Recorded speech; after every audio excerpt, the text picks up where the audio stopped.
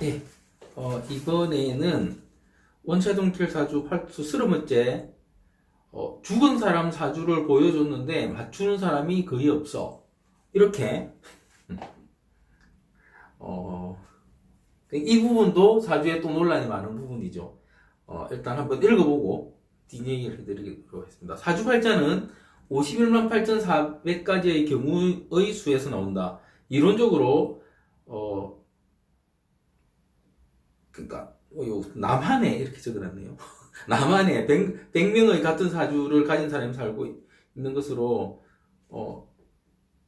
이, 이 부분은 이거죠. 우리나라 인구가 5천만 명이고 그죠? 많이 말씀드린 겁니다. 5천만 명이고 사주 종류가 51만 8,400가지니까 같은 사주 가진 사람 100명, 남녀가 반반을 잡으면 50명이 같은 사주. 같은 사주라는 개념이 뭐냐면 사주팔자가 같은 거죠. 그렇죠? 사주팔자가. 그러니까 나하고 같은 시간대에 태어난 시간대가 2시간 텀이죠. 2시간 텀에 나하고 같은 시간대에 태어난 사람이 50명이 같은 남자가 있고 저는 남자니까 여자분들도 같은 여자가 50명이 있다는 거죠. 그런 개념. 그래서 남녀로 나눈다고 해도 50명이 같은 날 같은 시에 태어나 같은 생각과 행동을 하면서 살고 있다. 이들의 차이라면 태어나는 지역에 대한 미세한 차이와 부모와 관련된 환경의 차이가 있을 뿐 거의 같은 삶을 산다고 할 수 있다. 사주가 아니라도 이들은 같은 때 유치원 가고 같은 때 학교에 가고 같은 때 취업을 하고 같은 결혼 정년기를 갖는다. 그것만 해도 비슷하지 않은가? 어찌 보면 다른 삶을 산다는 자체가 억지로 들린다. 그리고 가끔 방송 프로그램을 보면 죽은 사람 사주를 가져다 준 후에 죽은 걸 못 맞히는 걸 보고 사주가 틀린 증거라고 말하기도 하는데 실제 그 답은 죽었다고 해도 맞고 틀렸다고 해도 맞는다. 보통 보면 죽은 사람 사주를 갖다 주고 뭐 무당집에도 갖다 주고 어디도 갖다 주놓고 그걸 죽은 사람이다 이러면은 막 대단하게 맞췄다 하고 뭐 그 사람 사주에 대해서 이야기하면 틀렸다 하고 말하는 경우 있죠. 정말 이거는 그러니까 무식해도 이렇게 무식할 수 없다. 그러니까 명리학적으로 사실 무식이 아니고 무지죠, 무지. 무지한 거죠, 무지. 그죠?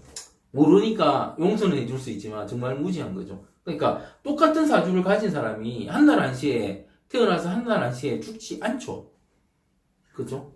그러니까 아무리 사주가 좋아도 아무리 운이 좋아도 나의 운의 영향이 아니고 다른 사람의 운의 영향에 따라서 죽을 수도 있는 거죠. 50명이. 그죠? 그리고 어떤 사람이 죽은 걸 알고 그 사람 생일을 갖다 줬어요. 갖다 줬어요. 갖다 주니까 명리학하는 사람이 그 사주에 대해서 막 말을 했어요. 그러면 이 명리학하는 분은 뭘 말해준 겁니까? 살아있는 49명에 대한 이야기를 해줬다고 봐야 되는 거죠. 죽은 게 특이한 거죠. 사실은. 그럴 수도 있는 거죠. 그죠? 그 다음에 무당집에 가져다 줬어요. 무당집에 가져다 줬는데 무당이 죽었다 살았다 한다. 정확하게 하려면 제가 알기로 정확하게 하려면 부모가 가져가거나 그죠? 그 사람하고 뭔가 관련이 있는 사람이 가져가면 무당들은 맞춘다고 들었습니다. 제대로 된 무당들은 그죠? 사실은 생일을 안 가져가도 맞추죠. 부모가 자기 자식 죽은지 보이겠죠. 당연히 무당한테는 그러니까 그런 이게 그러니까 방송국 일종의 PD들, 작가들이 이런 식으로 만드는 것 자체가 다 억지라는 거죠, 사실은. 그렇습니다. 그러니까 이러면 모르겠어요. 그 사주가 우리나라 전체를 조사해봤는데 그때 태어난 사람이 다 죽었다. 한 명도 안 살아있고. 50명이 남자 50명이 분명히 있어야 되는데 그때 태어난 사람이 다 죽었다. 그러면 그 사주 들고 와서 죽었는지 살았는지 물어봤는데 살았다 하면 그건 잘못 본 거겠죠. 그죠? 근데 그렇다고 해도 죽었다고 하면 된다, 안 된다? 명리학 보는 사람은? 저는 안 된다고 생각합니다. 겨우 이게 사주 명리학 공부해서 겨우 사주 봐주면서 남의 생명에 대해서 이래 저렇게 말하는 거는 그건 아니라고 봅니다. 물론 어디가 불편할 수 있고 아플 수 있고 이런 말은 할 수 있지만 생명을 논하는 거는 명리학자의 역할이 아니에요. 명리학의 영역이 아닙니다. 예, 그렇다는 거죠.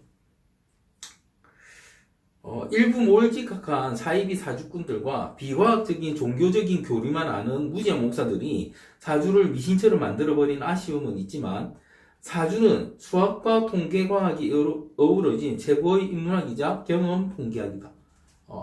여기 결론은 그거고요. 실제로 이런 죽은 사람 사주뿐만 아니라 실제로는 그러니까 제가 이런 말씀 많이 드렸죠.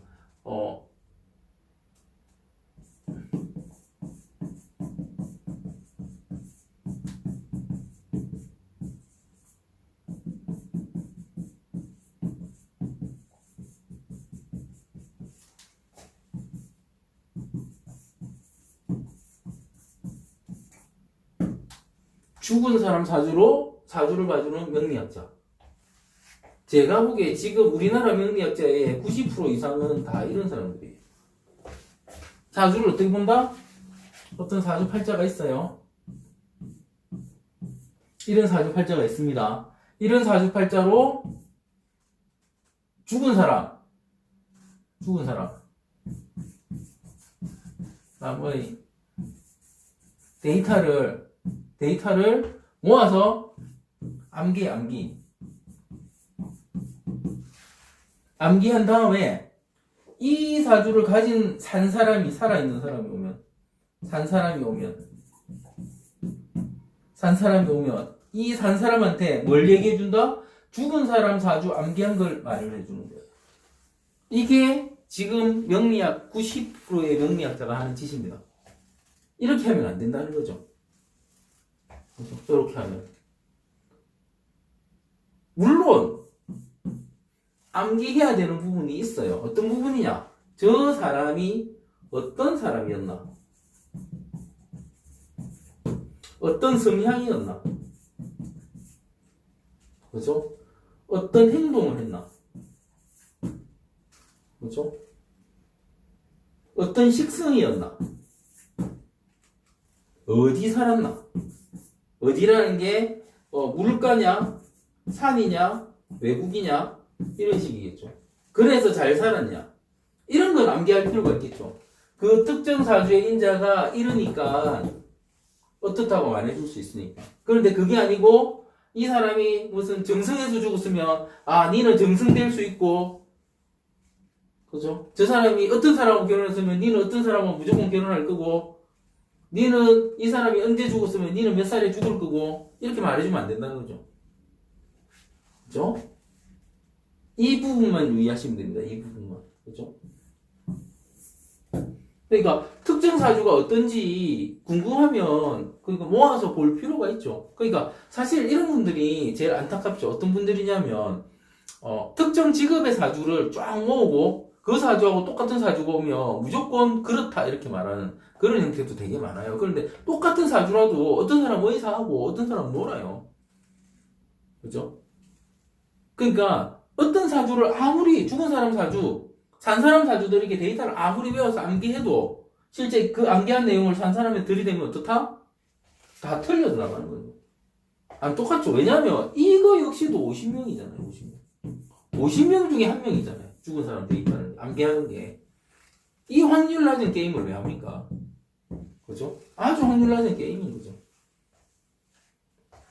그러니까 이게 명리학을 공부할 때도 너무 결정론적으로 하시면 안 됩니다. 대부분 90% 이상이 결정론적으로 해요. 그래서 그걸 100% 맞춘다. 참 아이러니합니다. 아이러니해. 그러니까 명리학 하시는 분들이 되게 웃긴 게 뭐냐면 이런 식으로 달달달달 볶아 배우고, 그죠? 어떤 또 뭐 특정 단어나 이런 걸 막 볶아 외우고, 그래서 특정 단어 이상 뭐 관살론자 이런 거 막 볶아 외워놓고 그런 비슷한 거 있으면 그거 다 해놓고는 실제 자기 암기한 거하고 부딪혀요. 그리고 실생활하고 부딪혀요. 그 사람이 실생활에서 부딪힙니다. 왜냐하면 이 사람은 왜 이렇게 행동했을까? 왜 저렇게 행동했을까? 이런 거 막 부딪힙니다. 그러니까 막 부딪히니까 또 내가 공부한 게 다른가 보다 해가지고 또 다른 거 공부하고 또 다른 거 공부하고 이런 식으로 흘러가 버린다.